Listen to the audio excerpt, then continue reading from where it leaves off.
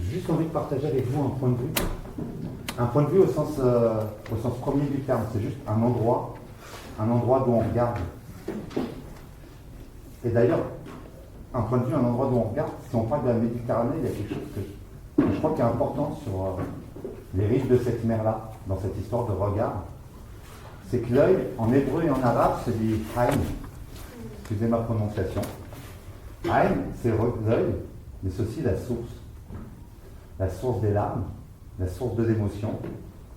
Et ce que j'ai appris quand je travaillais sur le corps et le mouvement, c'est aussi la source de tout mouvement chez l'être humain.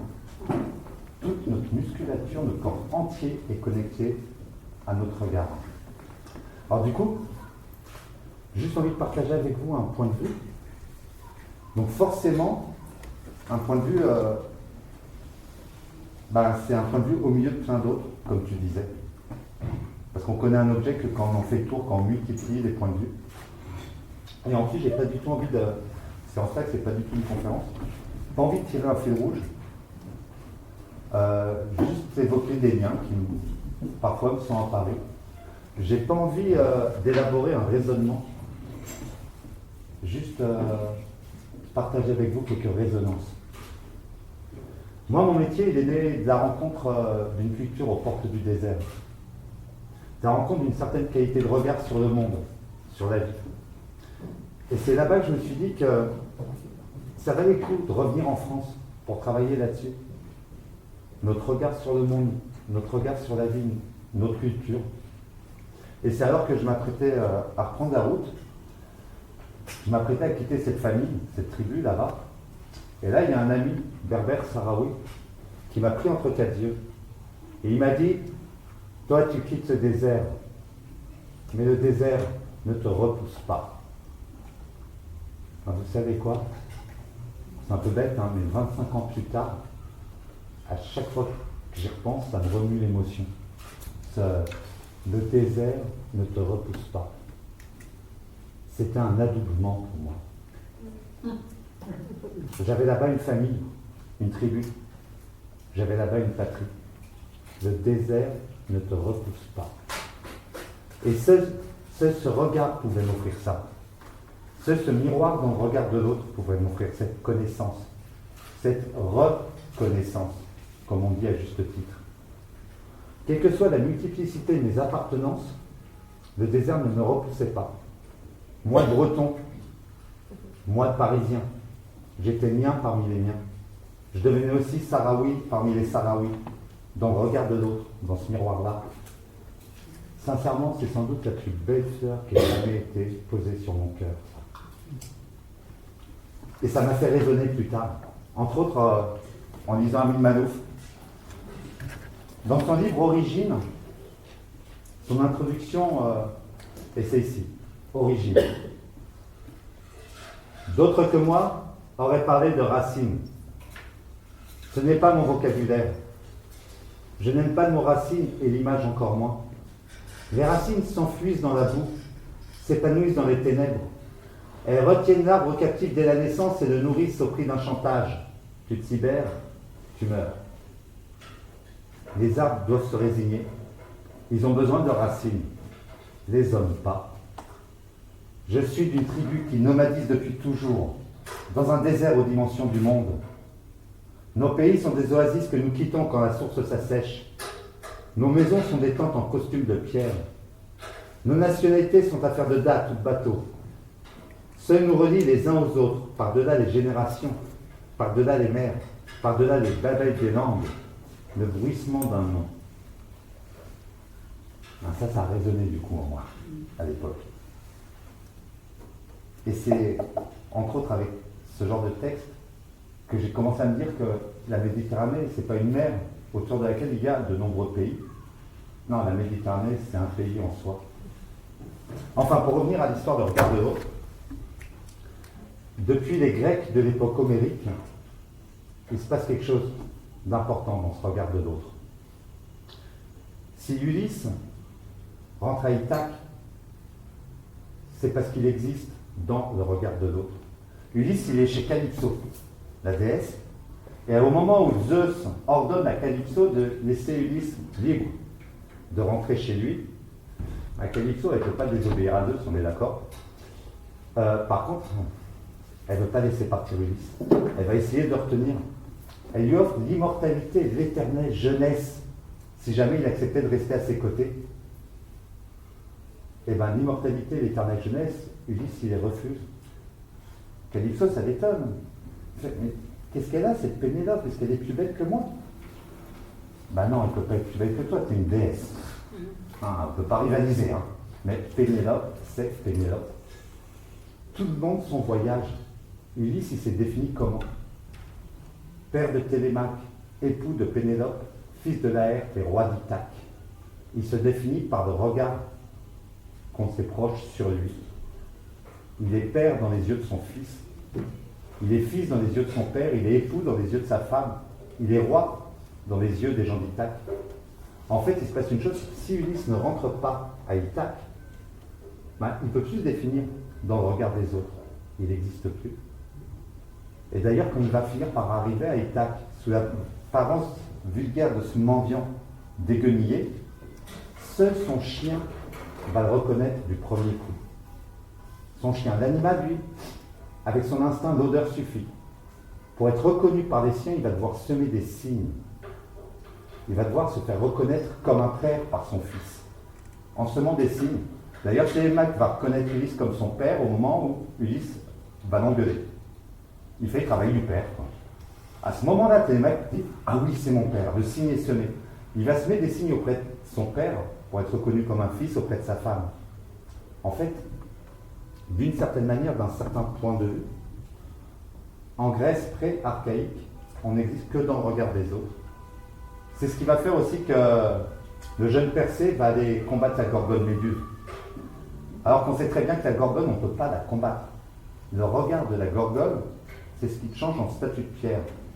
Le regard de la Gorgone, c'est le miroir de la mort. On ne peut pas combattre quelqu'un qu'on ne peut pas regarder. Sauf que Persée, un soir, il a ce banquet chez le roi Polydectès, et comme les Grecs sont mangeurs de pain et buveurs de vin, c'est un banquet, c'est le soir, il a dû y aller sérieux. Et donc, c'est là qu'il prononce cette phrase terrible.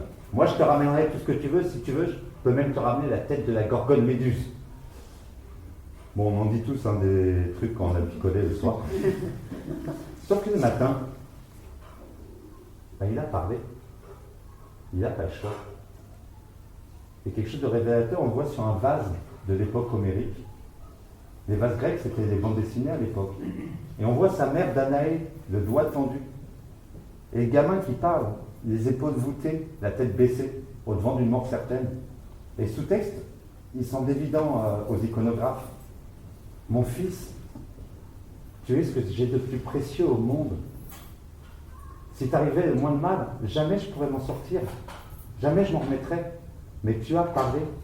Alors maintenant que tes mots deviennent des actes, que dans le regard des autres, tu ne connaisses pas de déshonneur. Et du coup, il va au-devant d'une mort certaine. Il ne sait pas encore qu'il aura des coups de main divins qui vont l'aider à abattre la Gorgone Méduse. Ce regard de dos, c'est important. C'est ce qui fait aussi que Achille va choisir cette façon-là d'envisager la vie qu'avaient les Grecs. Ils avaient le choix entre soit choisir la vie longue et anonyme, et on aura des enfants, et ainsi, par les enfants des enfants de nos enfants, on accédera à un petit bout d'éternité. Soit comme a choisi Achille, lui choisit la vie courte et brève, mourir jeune dans une gloire impérissable, que les poètes puissent chanter notre gloire pour toute éternité. Et ainsi, il continue à exister, ainsi il devient immortel dans le regard des autres. Et pour Achille, ça a marché, la preuve. On continue aujourd'hui à en parler d'Achille. Il existe encore dans notre regard. C'est-à-dire, c'est donc des civilisations d'honneur et du déshonneur. Et ce qui fait ce que je suis, c'est le regard de tous les gens qui m'entourent. Et je crois qu'il y a aussi autre chose qui est fondamentale dans la culture grecque pré-archaïque, donc c'est vraiment l'époque d'Homère et Hésiode. On n'a pas d'autre trace que Homère, Hésiode et Vase pour cette époque-là, c'est l'hospitalité. C'est la loi d'hospitalité. À l'époque, Zeus, c'est pas une histoire. À l'époque, Zeus, il est réellement le sauvé d'Olympe, c'est pour de vrai, quoi. Et l'un des attributs du grand Zeus, c'est qu'il est le xénios, le suppliant, celui qui frappe à ta porte pour te demander un coin où dormir et un petit bout de pain. Alors bah, forcément, quand le migrant à ta porte, s'il se met en rogne, il peut te balancer un éclair à la figure, 30 000 mégavolts, bon, tu as tendance à ouvrir la porte. Tu accueilles. Hein, le grec archaïque a envie de se voir comme un autre accueillant dans le regard de l'étranger. C'est la loi première de la Grèce pré-archaïque. Et c'est d'ailleurs la loi première de la Grèce pré-archaïque aussi l'élément déclencheur à de nombreux mythes. Toute la lignée des Labdacides est considérée comme boiteuse, la lignée d'Oedipe, parce qu'au départ, Laïos, alors qu'il avait reçu l'hospitalité, a tenté de faire des avances au fils de son hôte qui va finir par se suicider. Laïos a perverti la loi d'hospitalité. L'hospitalité, c'est toujours une histoire de don et de contre-don, d'échange d'amitié et de respect. Le fait que Laïos ne respecte pas sa part du marché de l'hospitalité fait que toute sa lignée est maudite. De la même manière, quand Paris s'enlève Hélène, bon, mais Ménélas, il a perdu sa femme, il y a de quoi être triste, mais ça ne mérite pas une guerre. Par contre, Paris va enlever la belle Hélène alors qu'il a reçu l'hospitalité de Ménélas. Il ne respecte pas la loi d'hospitalité. Ça peut mériter de partir en guerre. C'est aussi ce qui fait que ce voyage d'Ulysse, ce rapport à l'hospitalité, ne peut pas avoir lieu sur la mer Méditerranée chez Homère. Ulysse navigue sur des mers où ne règne pas la loi d'hospitalité. Sur des mers peuplées par des cyclopes, des cannibales, des monstres et des sorcières. Pour un grec pré-archaïque, là où ne règne pas l'hospitalité, il n'y a pas d'humanité. Ça, je trouve que c'est quelque chose d'important.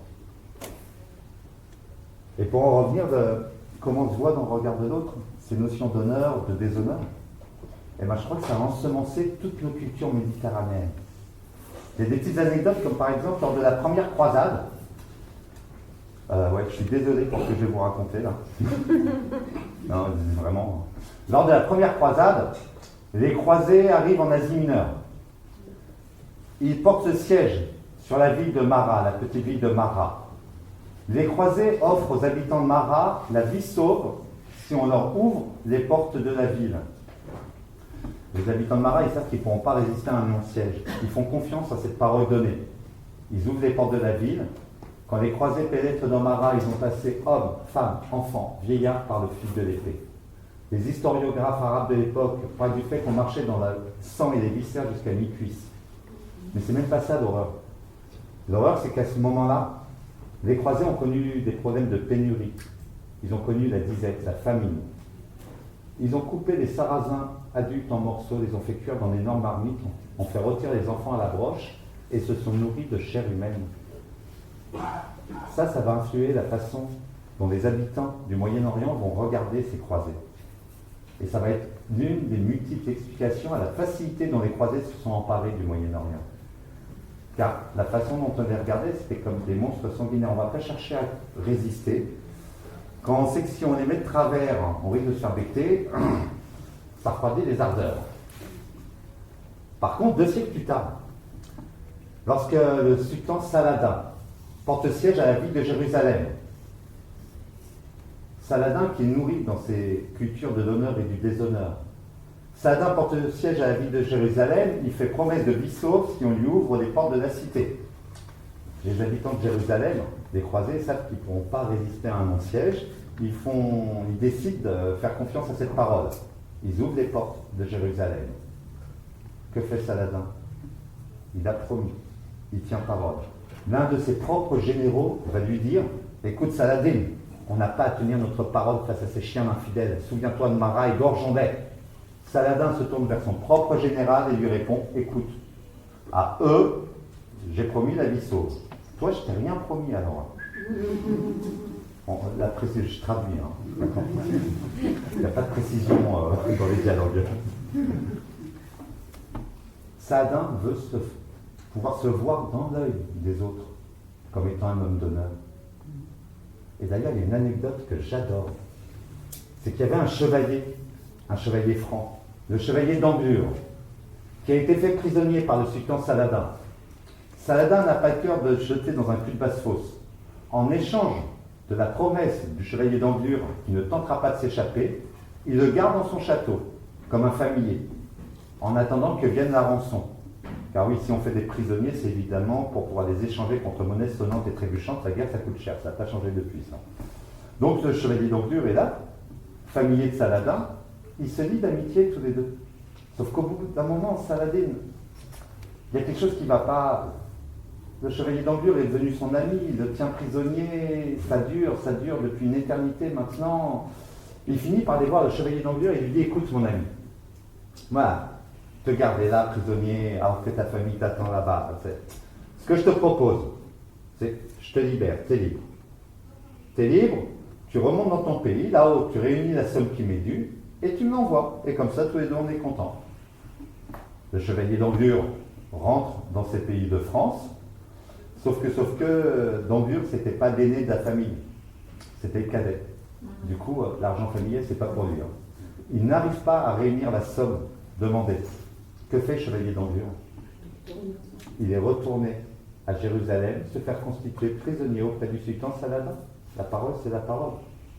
Alors là, Saladin, justement, déjà il appréciait ce chevalier d'Anglure, mais là, il voit en lui un tel homme d'honneur qu'il est hors de question de garder prisonnier. Et en même temps, il ne peut pas renoncer à sa rançon. De quoi est-ce qu'on aurait l'air?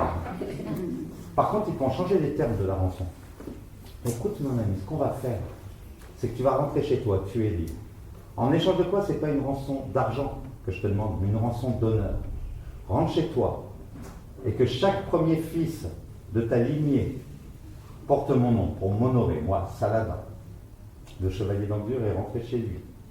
Il a eu un premier fils qui s'est appelé Saladin d'Anglure, qui lui-même eut un fils qui s'est appelé Saladin d'Anglure, qui lui-même eut un fils qui s'est appelé Saladin d'Anglure, etc. En 1930, à peu près, vivait un botaniste du nom de Saladin d'Anglure. Et la parole, c'est la parole. Je te signale aujourd'hui, il y a un très bon chercheur qui s'appelle Bernard Saladin d'Anglure. Encore Spécialité jésuite. Yes. Encore aujourd'hui. Là, la porte de l'homme en moulin, je vais aller faire des recherches un petit peu pour avoir son nom, sa date de naissance. C'est ainsi qu'à propos de ce genre de caractère, Omar Khayyam au XIIIe siècle disait « Honore les esprits forts si tu peux hardiment et jette par-dessus bord, prières et ramadans. Écoute une vérité d'Omar Khayyam, bois du vin. Sois bandit de grand chemin et donne royalement. » Pourquoi donner? Mais quelle récompense on a quand on donne dans le regard de l'autre. De la même manière, Omar Khayyam qui disait « Souffre seul, ô victime, sans que l'on puisse te traiter de bourreau. » Là encore, comment on me voit? C'est ça qui fait que j'existe. Et je crois que depuis des siècles et des millénaires, sur les rives de cette mer Méditerranée, nos cultures, elles s'entremêlent, elles s'en mêlent. Comme à l'Andalous, pendant 8 siècles, la péninsule ibérique fut ce califat d'Al-Andalus, où juifs, chrétiens, musulmans, ensemble, travaillaient à traduire la philosophie des Grecs, à jeter les bases de ce qui deviendra la médecine moderne, où les poètes chantaient des choses telles que ce court texte d'Ibn Arabi, quand il dit « Auparavant, je méconnaissais mon compagnon si sa religion différait de la mienne, mais à présent mon cœur est devenu capable de recevoir toutes ses formes. Une prairie pour les gazelles, un couvent pour les moines, un temple pour les idoles, la Kaaba du pèlerin, les tables de la Torah, le livre du Coran. Je professe la religion de l'amour en quelque direction que prennent ces montures. L'amour est ma religion et ma foi. Ibn Arabi. Et bien justement, à l'Andalous, il y a une petite anecdote historique qui, moi, m'a fait résonner dans tous les sens à l'intérieur. C'est au moment du début de la Reconquista. Vous savez tous ce que c'est la Reconquista? Oui. Alors je vais quand même me permettre une petite parenthèse parce que je trouve ça assez rigolo. Pareil, c'est encore une histoire de regard. Comment on regarde les événements historiques. On appelle la Reconquista, on sait tous de quoi on parle. Pendant 8 siècles, la péninsule ibérique était le califat d'Al-Andalus.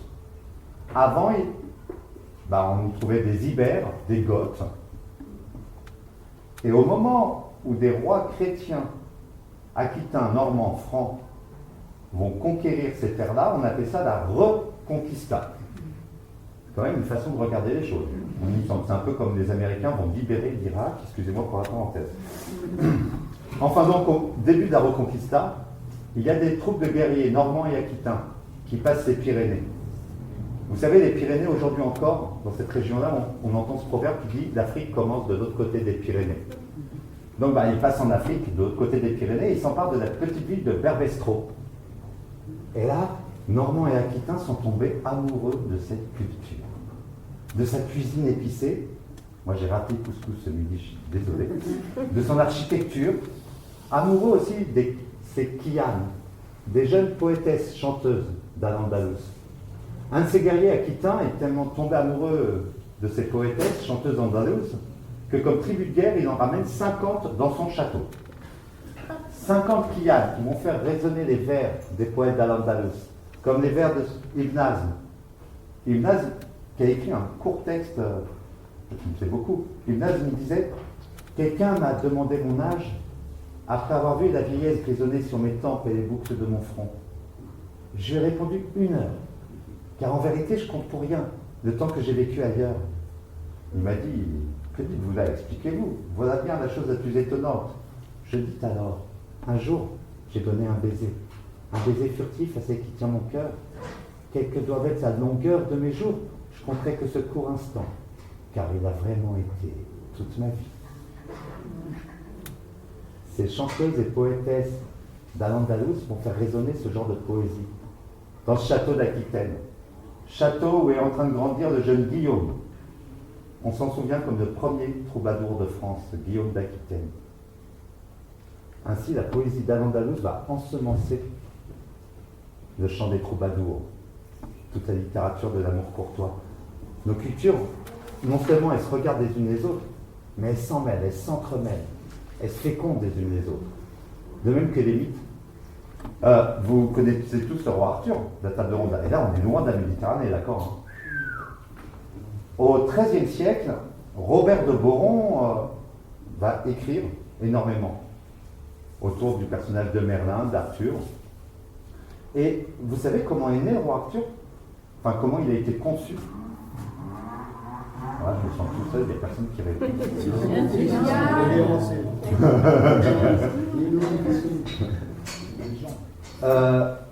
À l'époque, Uther est roi des Deux-Bretagne. Et puis il est en train de festoyer, il a monté cet ordre de chevalerie, ces chevaliers de la table ronde, le roi Uther. Et là, dans son château, vient son allié, son ami, le duc gordois de Tintagel, accompagné de sa femme, la belle Hygerne. Et dans toute sa Bretagne, on dit que Hygerne, c'est la plus belle de toutes ces plus belles. Hein. Ben, ça n'a pas raté. Uther, aussitôt, tombe éperdument amoureux de la belle Hygerne. Enfin, amoureux, on ne sait pas trop. En tout cas, il en ressent beaucoup de désir. Sauf que Hygerne, elle est fidèle à Gordois. Elle repousse les avances d'Uther. Gordois s'en vexe. Il rentre chez lui avec ses hommes à Tintagel. Mais Uther, il ne peut pas renoncer. Hygerne, elle est trop belle, il me la faut. Il va porter des batailles à la forteresse de Tintagel. Sauf que Tintagel, c'est une forteresse imprenable. C'est vraiment un vaisseau de pierre accroché à la falaise. Uther a beau guerroyer, il n'arrive pas à s'en remettre. Il finit par implorer l'aide de Merlin. Et c'est Merlin qui, par sa magie, va transformer Uther Pendragon en la parfaite ressemblance de Gordois de Tintagel. Alors, profitant d'un soir où Gordois est parti combattre, Uther va se présenter auprès d'Hygerne. Elle croira avoir son époux. Ils partageront ces tendres ébats et ainsi sera conçu celui qui deviendra le roi Arthur. C'est marrant, je suis sûr qu'il y en a plein d'entre vous à qui ça rappelle quelque chose. Zeus tombe amoureux d'Alcmène. Elle est belle, il se présente sous l'apparence d'un beau jeune homme, annonce qu'il est grand Zeus. Alcmène est fidèle à Amphitryon. Elle repousse les avances. Zeus profite d'un moment où Amphitryon est parti combattre au loin pour se présenter au logis d'Alcmène sous la parfaite ressemblance d'Amphitryon. Ils partageront de tendres ébats, ainsi sera conçu Héraclès. Et ça se mêle et ça s'entremêle. Les voiles noires et voiles blanches dans Tristan et Iseut, on les a déjà en Grèce. Et des fois, ça s'entremêle tellement que vous vous souvenez tous de Ève croquant la pomme. Alors, je ne suis pas un spécialiste, mais des pommiers en Palestine, je ne suis pas un spécialiste. Hein. Par contre, il y a un truc que je sais. C'est qu'à aucun moment dans la Bible, il n'est fait mention d'un pommier. ça, j'ai quelques rabbins dans ma poche, enfin pas dans ma poche, de mes amis à qui j'ai pu demander dans les versions hébraïques, tout ça. Jamais on parle de pommier, non. Par contre, le pommier, oui, c'est l'arbre de la connaissance, chez les Celtes.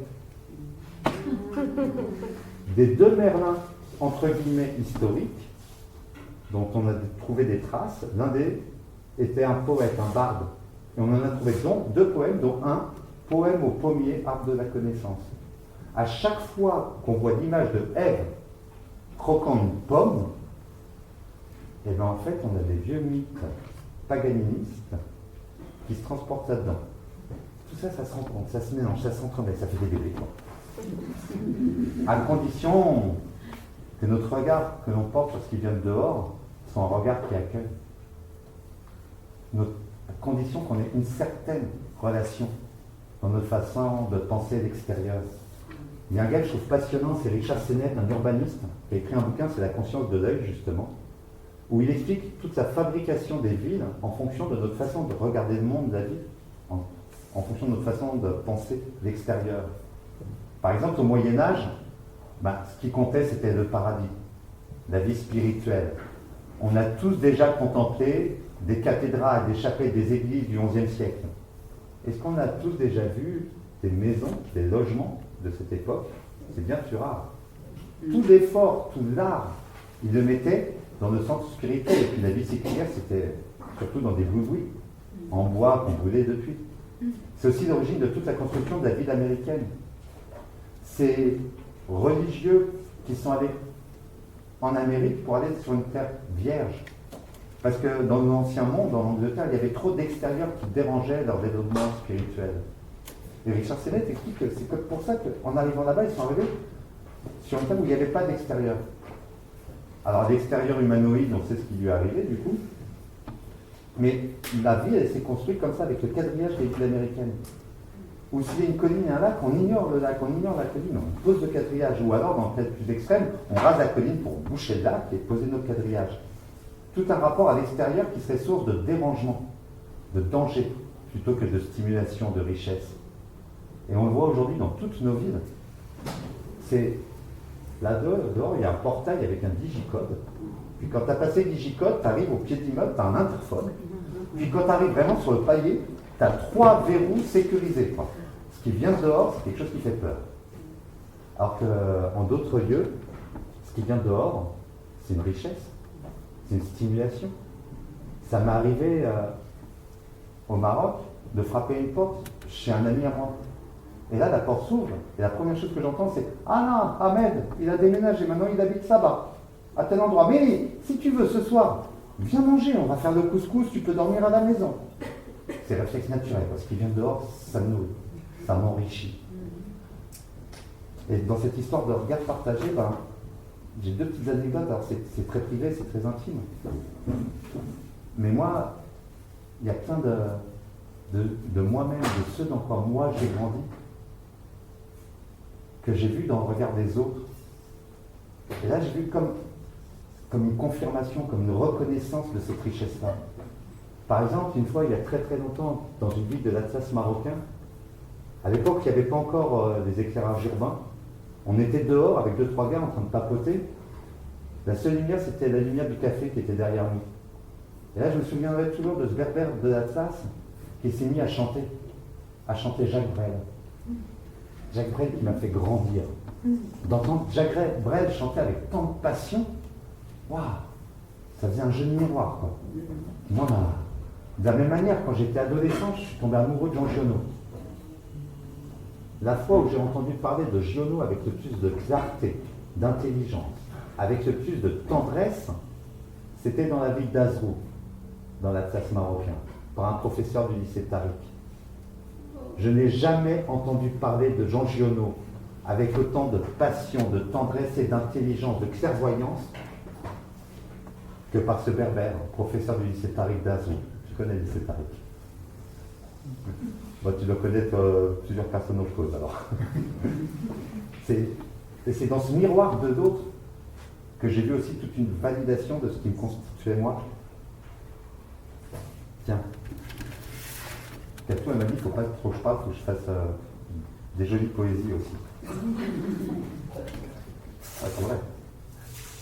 Alors du coup, juste en résonance, aux écrivains d'Asie et d'Afrique, de Nazi Mikmet.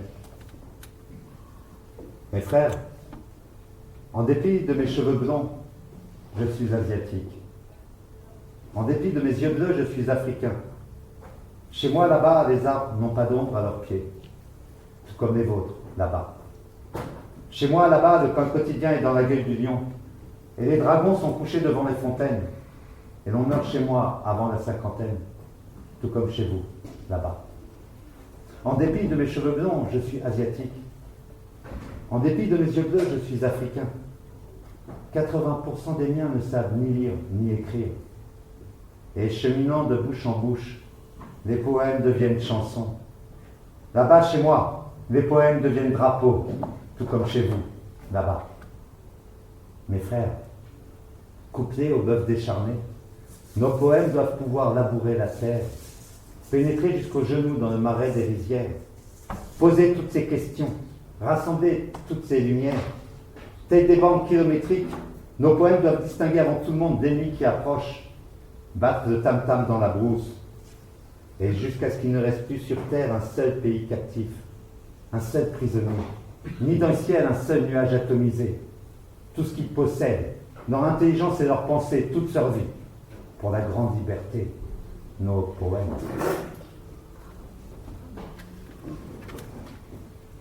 En dépit de mes cheveux blonds, je suis asiatique.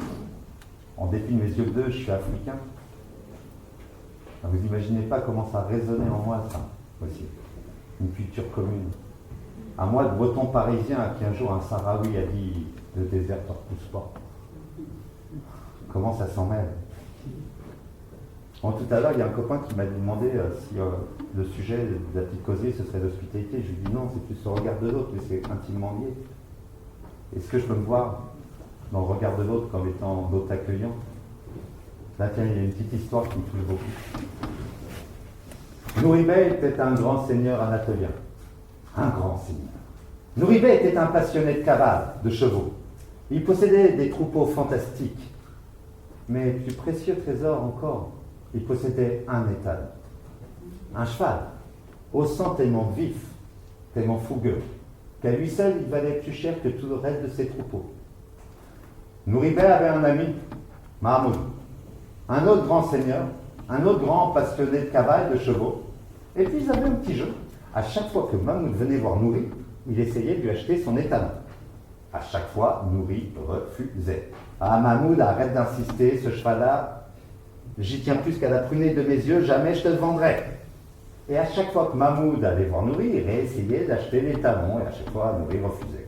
Petit jeu. Jusqu'au jour où, là, vous savez ce que c'est, la fortune.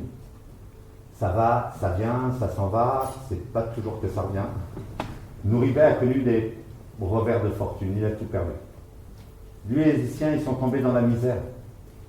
Mahmoud, il a entendu parler de ça. Il s'est dit, c'est pas possible. C'est mon ami, je ne peux pas le laisser comme ça. Aujourd'hui, je vais aller voir mon ami.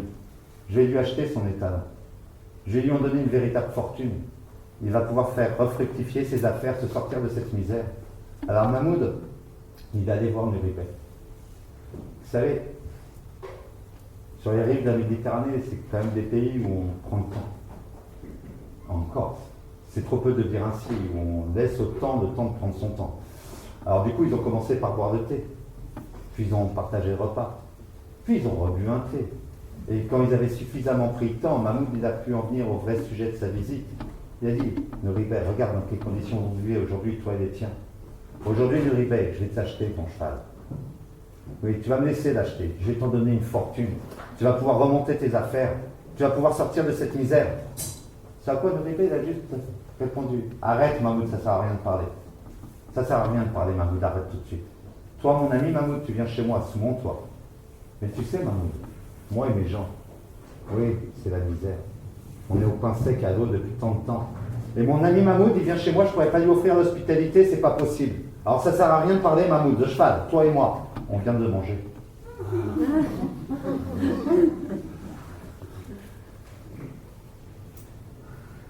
Et il y a des endroits où c'est pour de vrai.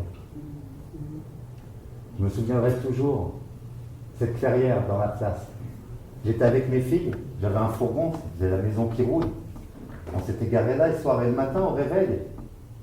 On s'éveille, il y a une voiture des gens du coin qui sont venus faire leur pique-nique, un peu de footing. Alors du coup, on commence à papoter, on se dit connaissance.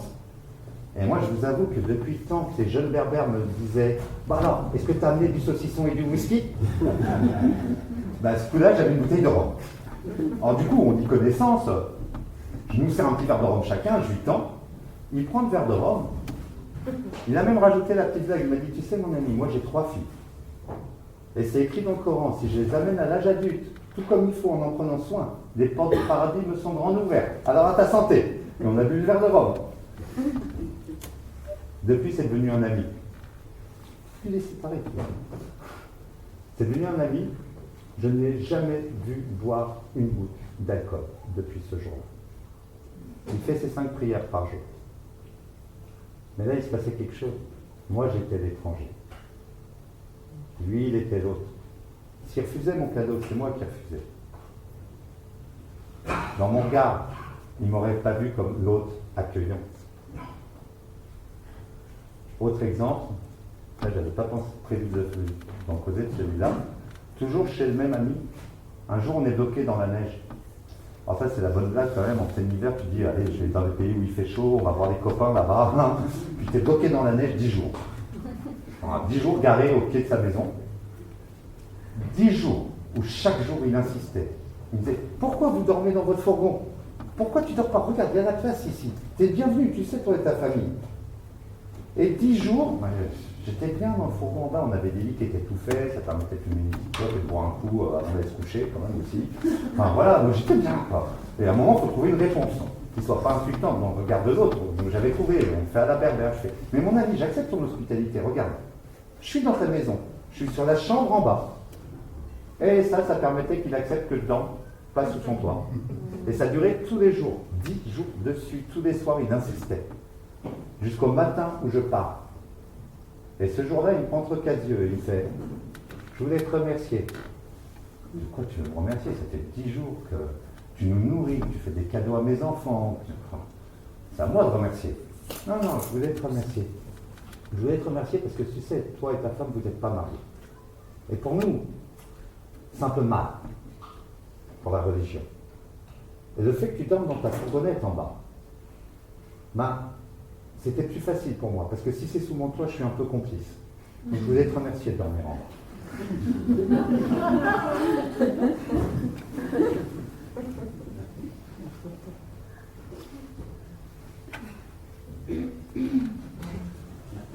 Une fois, j'étais en vacances. J'allais là-bas. Dans le sud de l'Espagne. La petite ville de Tarifa. La ville de Tarifa, c'est la pointe septentrionale de toute l'Europe. On ne peut pas aller plus au sud en Europe qu'à Tarifa. Et ce qui est rigolo, c'est que sa ville est faite comme une pointe dirigée vers le sud. Et au sud de cette pointe, il y a une digue.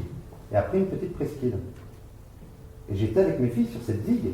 Et là, c'est magique, parce qu'à gauche, on a la Méditerranée, et à droite, on a l'Atlantique. Et c'est quand même super. Et selon les marées, des fois, ça fait ça. Alors là, franchement, moi, j'ai jamais mis d'eau dans une tasse ou un saladier, et ça fait une marche, quoi. Donc, de savoir que juste derrière, là, les deux se rejoignent, c'est possible. T'as envie d'aller voir. Ah ouais, t'as envie d'aller voir, quoi. Donc on avance, on va pour aller voir. Et on n'a pas pu aller voir. On n'a pas pu aller voir la Guardia Mobile. Elle nous a interdit l'accès. Elle nous a interdit l'accès parce que cette petite presqu'île, c'est un centre de rétention. Le premier petit morceau de terre que le continent africain peut voir de toute l'Europe, c'est une prison pour sans-papiers.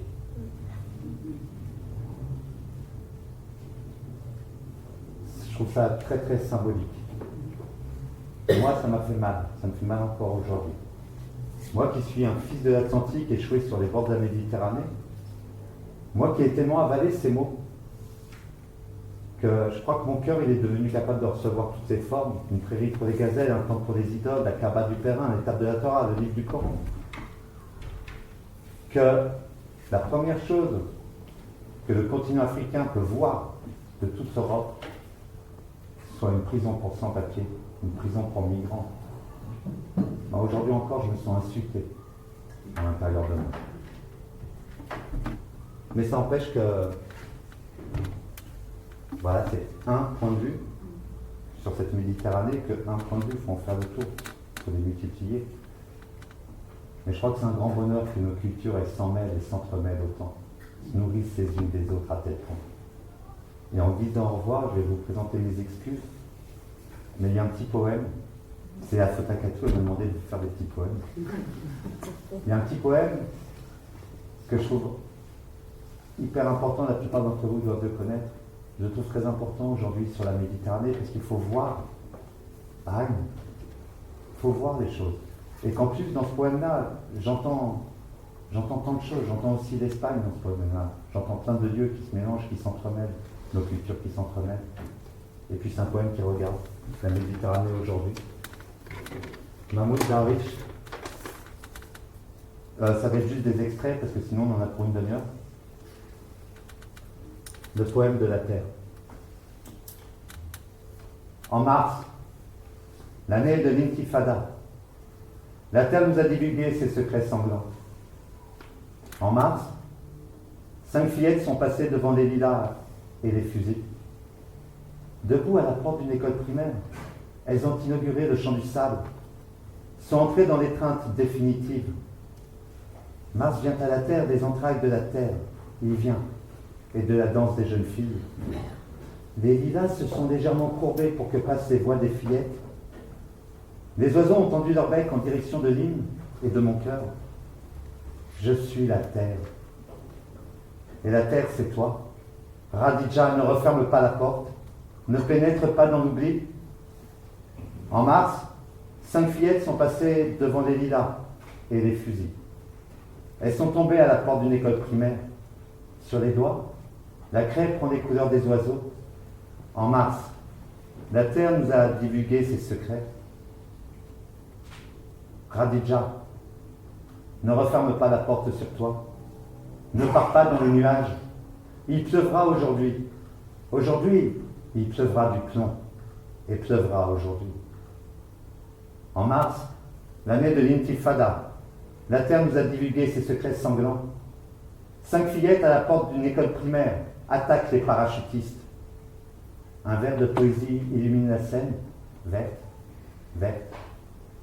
5 fillettes à la porte d'une école primaire se brisent. Miroir, miroir. Les fillettes sont les miroitements de la patrie et de mon cœur. En mars, la terre a mis le feu à ses fleurs. Je suis le témoin du massacre, le martyr de la cartographie, l'enfant des mots simples. J'ai vu les gravats, elle, et vu la rosée, arme. Lorsqu'ils ont refermé sur moi la porte de mon cœur, en moi dressé les barrages, instauré le couvre-feu, mon cœur est devenu une ruelle, mes côtes des pierres, et l'œillet est apparu l'œillet. Ma fillette, sa terre, t'ont-ils connu pour t'égorger, enchaîné de nos rêves pour qu'ainsi tu descendes à nos plaies l'hiver? T'ont-ils connu pour t'égorger, enchaîné de leurs rêves pour qu'ainsi tu t'élèves vers les nôtres au printemps? Je suis la terre. Vous qui allez au grain de blé dans son berceau, labourez mon corps. Vous qui allez à la montagne de feu, passez sur mon corps. Vous qui allez au rocher de Jérusalem, passez sur mon corps. Mais vous, gens de passage sur mon corps, no pasareis. Je suis la terre dans un corps, no pasareis. Je suis la terre dans son éveil, no pasareis. Vous qui traversez la terre dans son éveil, je suis la terre, no pasareis, no pasareis, no pasaram.